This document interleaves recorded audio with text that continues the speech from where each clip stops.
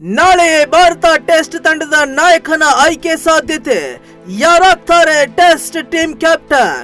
ಹೌದು, ಮುಂದಿನ ತಿಂಗಳು ನಡೆಯುವ ಇಂಗ್ಲೆಂಡ್ ಟೆಸ್ಟ್ ಪ್ರವಾಸಕ್ಕೆ ಭಾರತ ತಂಡದ ನೂತನ ನಾಯಕ ಮತ್ತು ಆಟಗಾರರ ಪಟ್ಟಿಯನ್ನ ಬಿಸಿಸಿಐ ಮೇ 23 ಮತ್ತು 24ಕ್ಕೆ ಪ್ರಕಟಿಸುವ ಸಾಧ್ಯತೆ ಇದೆ.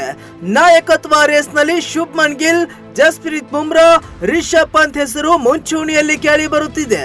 ಪದೇ ಪದೇ ಗಾಯಗೊಳ್ಳುವುದರಿಂದ ತಂಡದಲ್ಲಿ ಅಸ್ಥಿರತೆ ಉಂಟಾಗುತ್ತದೆ ಎಂಬ ಕಾರಣಕ್ಕೆ ಬುಮ್ರಾಗೆ ನಾಯಕತ್ವ ನೀಡದಿರಲು ಬಿಸಿಸಿಐ ನಿರ್ಧರಿಸಿದ್ರೂ ಅಚ್ಚರಿ ಇಲ್ಲ. ಬಹುತೇಕ ಗಿಲ್ ನಾಯಕನಾಗುವುದು ಖಚಿತವಾಗಿದೆ. ಸ್ಥಿರ ಪ್ರದರ್ಶನ ಮತ್ತು ಗುಜರಾತ್ ನಾಯಕರಾಗಿ ಅವರ ಪರಿಣಾಮಕಾರಿ ನಿರ್ವಹಣೆ ಬಿಸಿಸಿಐ ಗಮನ ಸೆಳೆದಿದೆ.